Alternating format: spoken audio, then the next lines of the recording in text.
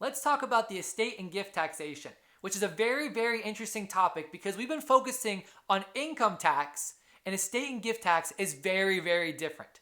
First thing to note is that the estate and gift tax, it's a different structured tax system in the US. Now, income tax, as the name suggests, focuses on taxation of income. Estate and gift tax, they focus on value at a certain date. That's the first thing to understand.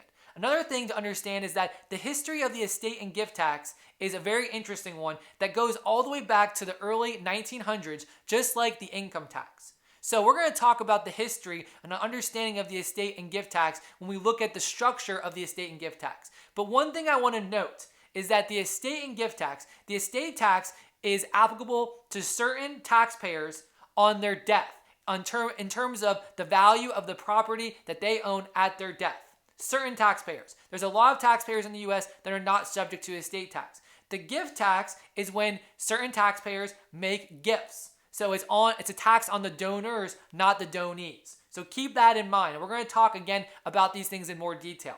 Now here's an interesting little quirk with respect to the estate tax. There's been different rates, different exemption amounts throughout time. I'm going to talk about some of those in later videos. But there was one year in 2010 where there was no estate tax. And the reason why I'm wearing this costume, no, I'm not a Yankees fan. I'm a big Florida sports fan.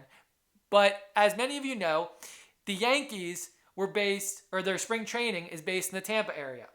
And there's George Steinbrenner. So some of you might be a Yankees fan either from being up in New York, maybe from that area, your family, or maybe you're from that Tampa Bay area, so maybe you are used to watching them spring training.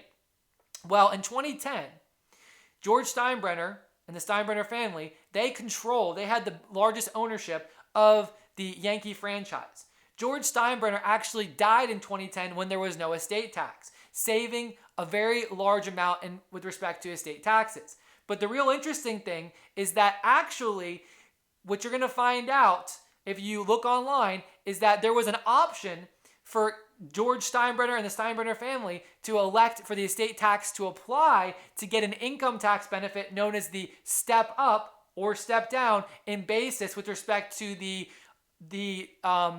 parties, the children that received on death of George the ownership.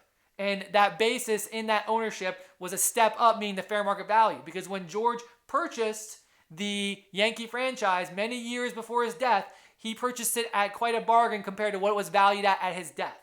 And there was a huge calculation in terms of what the estate tax cost was, and he had really good estate planners, attorneys and accountants to help him with his estate taxes and his estate planning during his life, and versus the value or the basis that the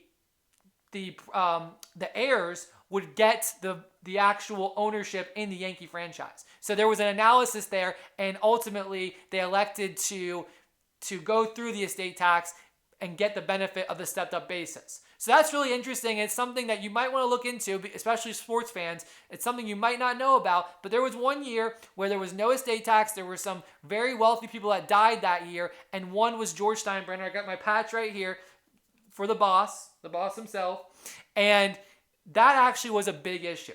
All right, so with that, I hope that is something that piques your interest, and now you can get into the real material, real interesting, and just keep in mind that this is a very different area of tax, so make sure that you have an open mind to learning these concepts. All right, so with that, let's get to work.